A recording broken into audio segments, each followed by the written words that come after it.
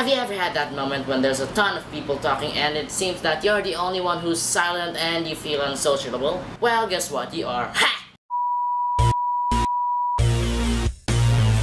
Well, it's not like it's a bad thing. Well, I can't say it's a good thing either because there's nothing good about it. So how to not look unsociable in public? First rule, don't shut up. You can either be the one who starts the conversation or the guy who comments and laughs at what the other guy says. Just don't shut up.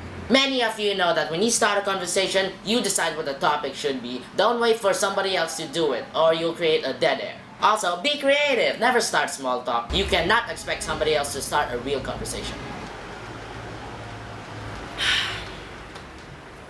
Nice weather out there? Check it yourself, dumbass. Okay. If nobody has a good response, don't agree to shut up, keep rolling. Even if they hint you to shut up. Check it yourself, dumbass. They'll find a way to create their own conversation similar to yours. In the meantime, don't shut up. But don't never shut up, that's terrible. You may be unsociable, but you can't be stupid. You know when to stop when everybody is terrible at talking and fantastic at being awkward as crap. If that is so, send them the link of this video. Now here's the hard part which I guarantee you have a hard time on. Borrowing a conversation. Obviously, when someone is having a conversation and you take over the subject, you can't just say the same thing the person you borrowed the conversation from said. You have to have your own story with the little similarity.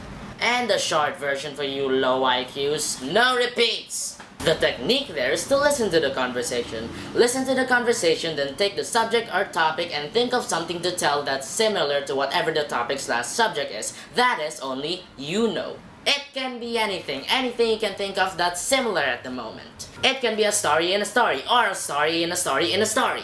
But when you do it in live interaction, don't say it out loud like what I did. No, go crazy, don't stress it out. Okay, so I was searching the internet for old school stuff, then I seemed to encounter like old school games, such as NES, the game called Pong, Windows 98, Pac-Man.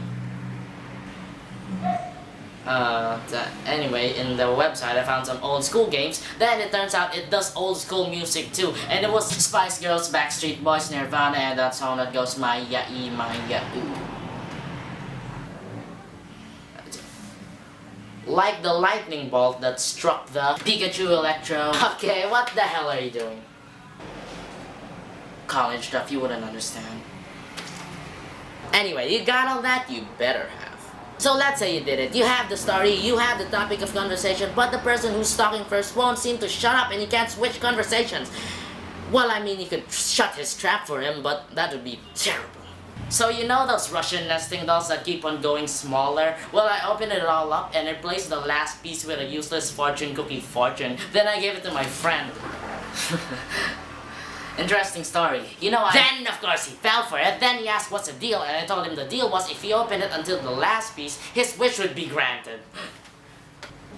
Well, And so he did it, and he really expected it to work, and he was like throwing it everywhere, and then... Hey everybody, I've got a story. It's called Shut Up, Bill. Yeah!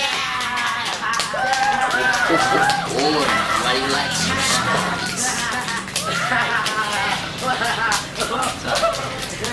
Cool with it. Well, I guess that would be barely likely to happen. The only explanation for that to eventually happen is that he watched this video. But I told you to remember, didn't I? You can be talkative, but don't never shut up.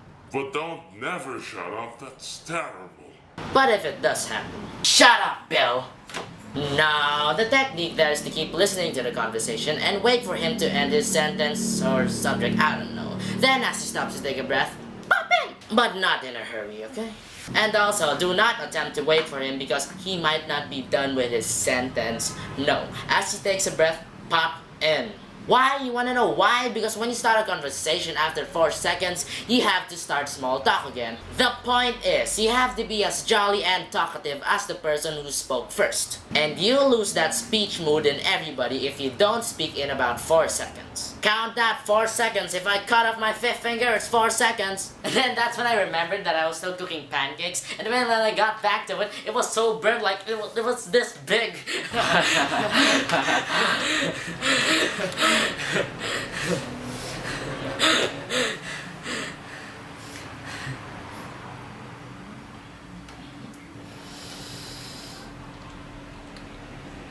I know this is a terrible time to continue the conversation as it is past 4 seconds and everything seems awkward for me now because everybody's now staring at me, but I can stop right now because it'll make confusing awkwardness for everybody, but it is not long enough to stop, so next straight back straight down. Shut up. You got that right?